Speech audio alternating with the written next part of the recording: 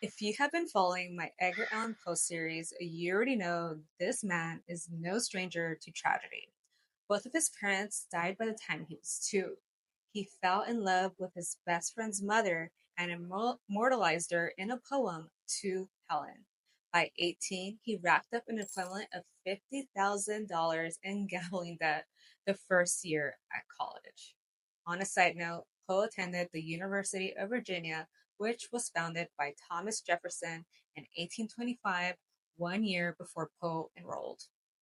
If you're new here, check out earlier parts of Poe's life on my page to catch up.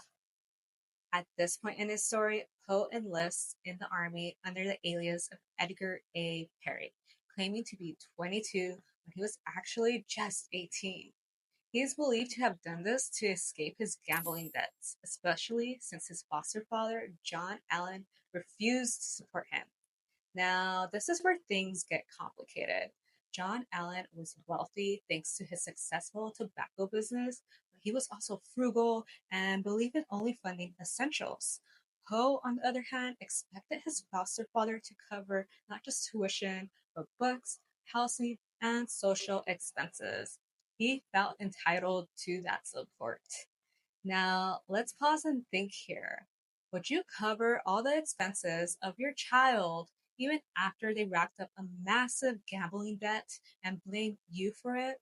Poe made poor choices, and Ellen saw him as irresponsible. It's easy to understand both sides. John Allen offered Poe a secure job in his business, but Poe wanted to be a writer.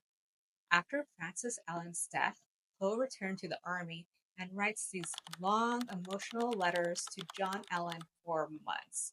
Eventually, John Allen helps Poe get an honorable discharge so he could attend West Point, and this was possibly out of guilt from Francis's death. Poe earns admission to West Point not only through Allen's influence, but by proving his high intellect and knowledge of classical literature, many languages, and military studies. But just after 4 months, Poe writes to Allen, "You sent me to West Point like a beggar.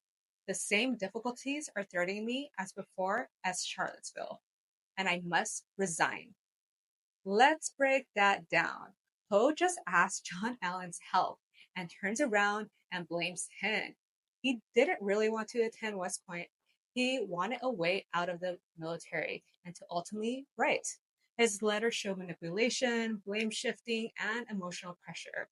Poe is known as a literary genius, but his moral compass